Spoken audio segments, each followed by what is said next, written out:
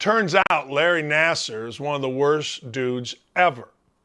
Turns out Larry Nassar, for years, with the support of USA Gymnastics, with the support of other physicians, was abusing young gymnastics gals in his own sick, twisted way.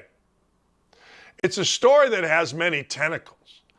Like, Larry Nassar was doing the same thing at Michigan State.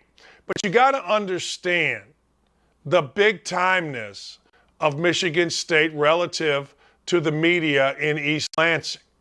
None of these young ladies that were abused at Michigan State could go to the press at East Lansing because every single writer, every single broadcaster in East Lansing was in pocket with Michigan State. Why? Well, because they had to be. Why? For access.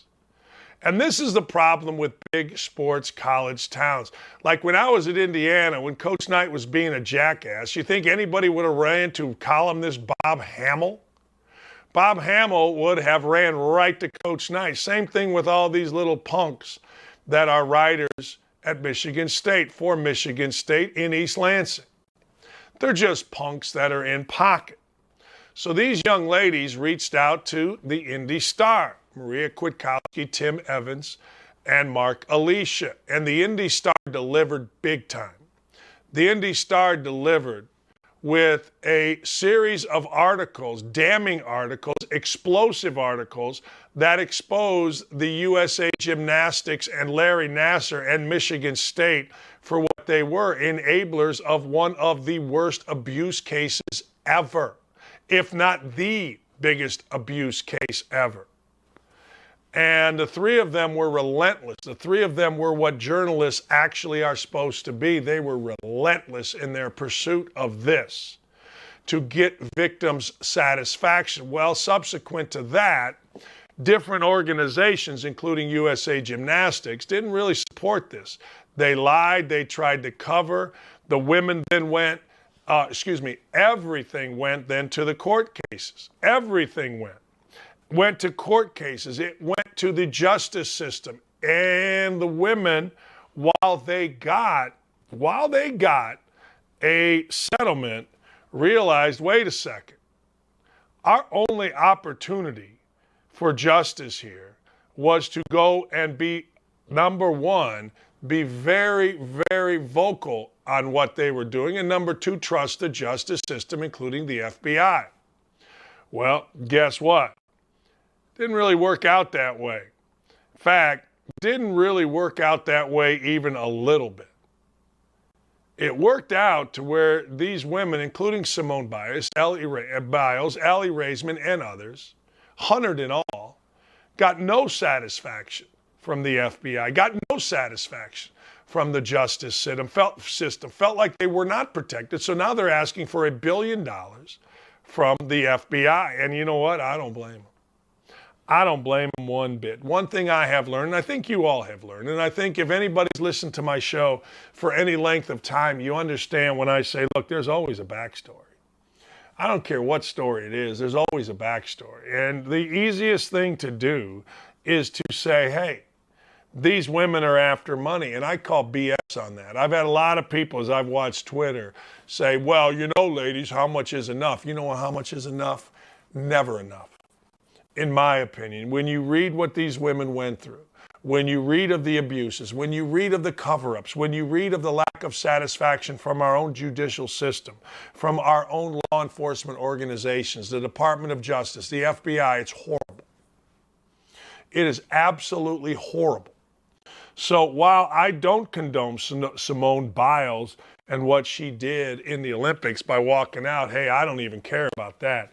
This is much bigger. This is much bigger. Simone Biles and Aly Raisman and the rest of these ladies want to hold the FBI accountable. Maggie Nichols, a national champion gymnast at Oklahoma, says it's time for the FBI to be held accountable. The FBI has 6 months to respond to this. There are over 90 clients. We shall see what happens. What they say is this: if the FBI had simply done its job, Nassar would have been stopped before he ever had a chance to abuse hundreds of girls, including me, said Samantha Roy, a former Michigan gymnast. Whew, man.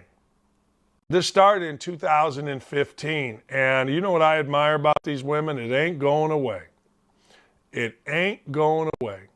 I'm especially sorry that there were people at the FBI who had their own chance to stop this monster back in 2015, and they failed, and that's unexcusable. She recalled Kayla Maroney said that she recalled dead silence when she talked to FBI agents about Nassar. Now, my problem is, why do we defend this guy? I live by the mirror, man. I've done some jacked up things, and the mirror sometimes doesn't look very good. But if you've got a monster and you've got all these women coming to you, how do you just simply ignore it? Particularly when your job is to protect. Particularly when you are sworn to protect. I'll never understand it. I'll never understand it. But you know what? It is what it is. Director Way admitted the FBI completely failed in their duties to protect these survivors. He essentially closed the door to a court fight. A settlement makes legal sense, but it also makes good moral sense. We'll see what happens. Michigan State University, which was also accused of missed chances over years to stop Nassar, agreed to pay $500 million to more than 300 women and girls who were assaulted by him. USA Gymnastics and U.S. Olympic and Paralympic Committee made a $380 million payment. I don't care how much these women get. Just keep going for it, man. Just keep doing it. Hell yes. But I'm telling you, this all goes back to a chicken blank media at Michigan State in East Lansing, because these women, not one student athlete felt like over years they could approach anybody that was a writer that was on the Michigan State beat. And look, everybody can talk about and rip me, but look, not one of us at Indiana would have ever gone to Bob Hamill, who was the main writer in Bloomington, or anybody in Bloomington. They were in pocket with Knight. They were in pocket with the university. We all knew that. We were smart enough to know that.